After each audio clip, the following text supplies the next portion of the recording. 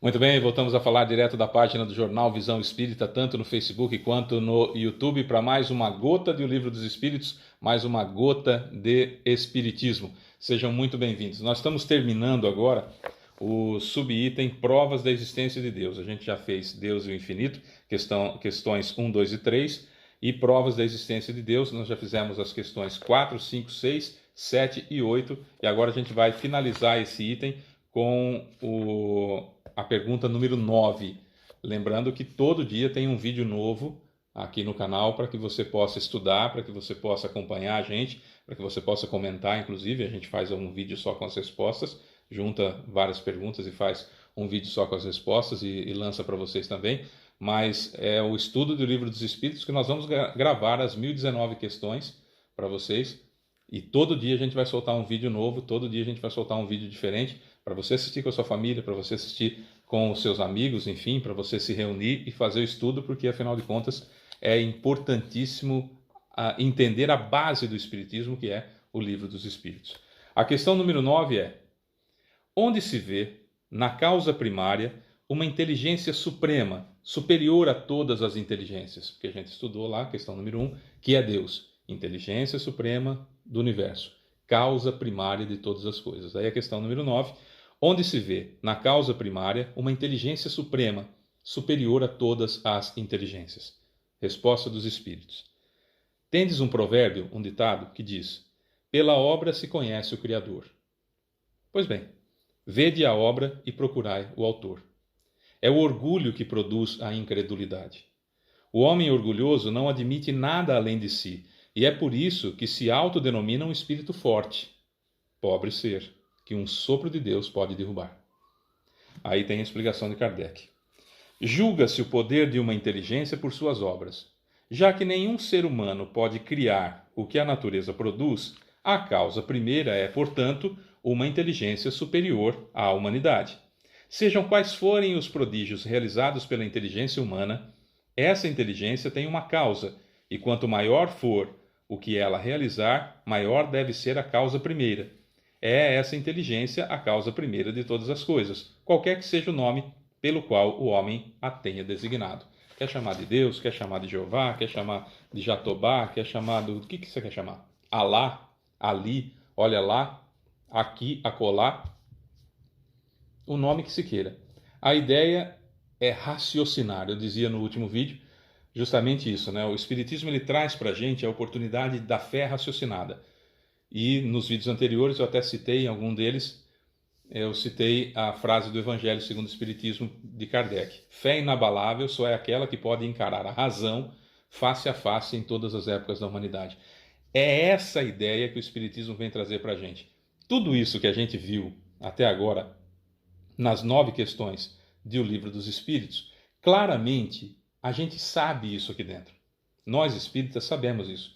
Porque veja bem, a partir do momento que nós já estivemos no plano espiritual, que eu pré-existia antes dessa encarnação e vou continuar existindo depois dessa encarnação, é só um estágio.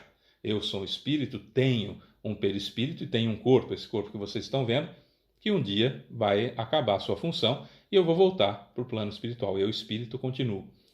Estando no plano espiritual, é óbvio que tudo aquilo que a gente viu, tudo aquilo que a gente sentiu, toda aquela grandeza que a gente viu fora da matéria, fora dos limites dos 5 sentidos que nós temos apenas, a gente sabe disso. Não tem como. No plano espiritual, quer seja no umbral, quer seja no vale dos suicidas, quer seja no vale dos viciados em sexo, quer seja no umbral pedregoso, nebuloso, qualquer umbral que seja, denso, qualquer umbral que seja, mesmo lá, também a gente vai saber da existência de Deus.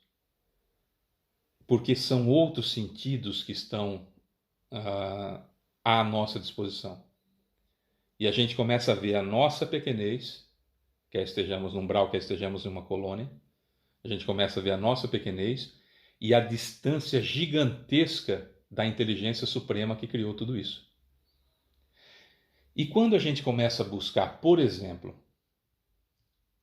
saindo da ideia de Adão e Eva, que foi uma história contada por Moisés para a criação dos homens para aqueles espíritos, talvez até muitos de nós encarnados naquela época que ainda estávamos começando a entender a ideia do Deus único. Perceba os estágios, né? Deus único, Messias Salvador, agora a fé raciocinada, tudo vai, né? Vai se encadeando na natureza que não dá saltos. Bom, desde aquela época, a gente já começou a ver, mesmo com a ideia de Adão e Eva, sabendo que não é possível ter existido só dois e saída, enfim, tudo aquelas contradições que tem na Bíblia, não vou entrar nesse mérito agora, que não é o foco do nosso estudo. Sempre a gente vê a grandiosidade do Criador. Sempre a gente vê a grandiosidade do Criador. E quando a gente remonta as ideias que o Espiritismo vem trazer para a gente, mais tudo que Kardec trouxe, mais especialmente, vamos colocar aqui especificamente, André Luiz nos trouxe, e a gente começa, através do Chico Xavier, a gente começa a ver a grandeza de Deus é um negócio muito além do que a gente imaginou em todas as épocas da humanidade. E quanto mais nós evoluirmos, é isso que nós estávamos estudando até agora, até a questão número 9, quanto mais nós evoluirmos, mais nós vamos entender e compreender e um dia ver essa divindade, esse ser supremo, essa inteligência suprema do universo, essa causa primária de todas as coisas. Porque veja bem, se nós tivéssemos sido criados no momento da concepção, então vamos lá, em 1971, houve a concepção de um óvulo na minha mãe pelo espermatozoide, houve a fecundação de um óvulo na minha mãe pelo espermatozoide do meu pai. Tá, muito bem. Se eu tivesse sido criado em 1971, se eu nunca tivesse existido, se eu não fosse espírito, se eu fosse um corpo que tem espírito, né, criado por Deus naquele momento, eu acharia de uma maldade extraordinária desse sujeito chamado Deus. Por que é que eu fui nascer em Matão e pobre, e nesse mesmo ano, pessoas nasceram na Califórnia e ricos, nasceram em Nova York e ricos, nasceram nos países árabes ricos, nasceram lá na Europa ricos. Por quê?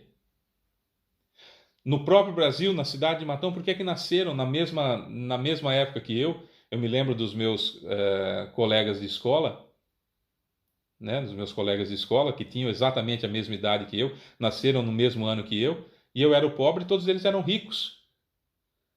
Por que é que eles tinham tudo o que eles queriam e eu não tinha? Mas por que Deus fez isso comigo? Mas que mal eu cometi?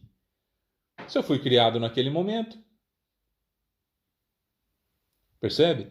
Aí vem algumas doutrinas que dizem assim, doutrinas religiosas que dizem assim, mas seus pais pecaram. Poxa vida, que maldade, que Deus horroroso.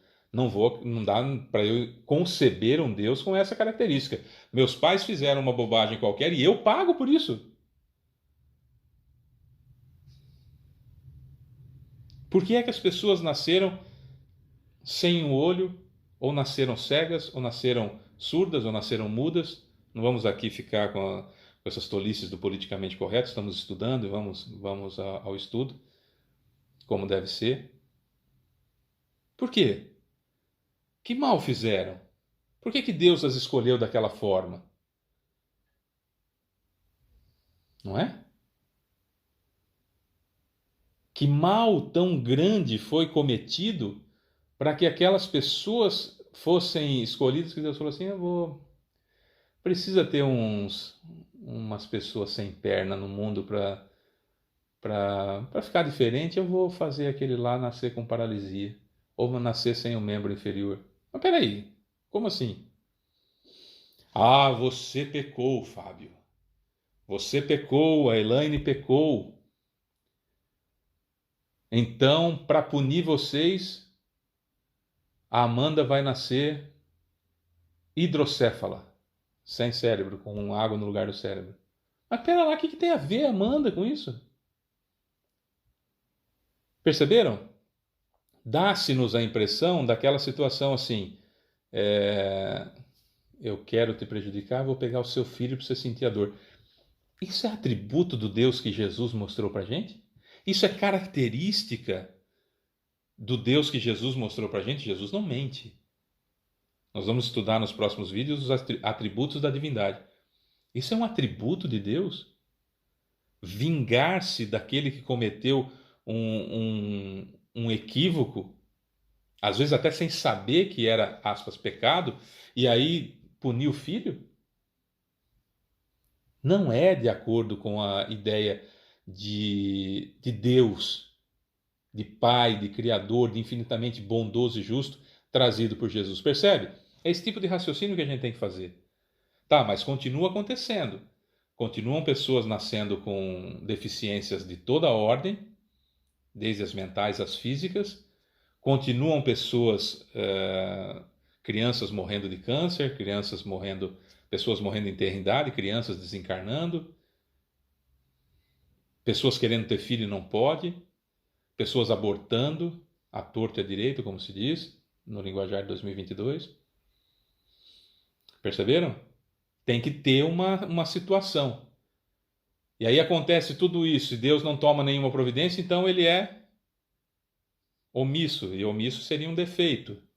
Mas Deus é infinitamente bondoso e justo, infinito em todas as suas perfeições. Espera lá, então ele não é omisso, ele não é negligente. Temos que começar a entender então que Deus é a inteligência suprema do universo, causa primária de todas as coisas, que criou tudo isso aqui com leis imutáveis e que, além de tudo isso, há cerca de 2000 anos, enviou para a gente, permitiu que encarnasse aqui o ser mais perfeito que já existiu na Terra, que é Jesus, para servir de guia e modelo da humanidade, para a gente saber pelo caminho, o caminho que a gente deve seguir e quem a gente deve copiar, qual é o modelo que a gente deve seguir. E agora cabe a nós nos adaptarmos. E que não há castigo. Ah, não há castigo, Deus não castiga ninguém? Mas isso é assunto para o próximo vídeo. Eu sou Fábio Pereira, essa é a nossa gota de Espiritismo, gota do Livro dos Espíritos, e a gente volta amanhã. Beijo enorme para você que fica.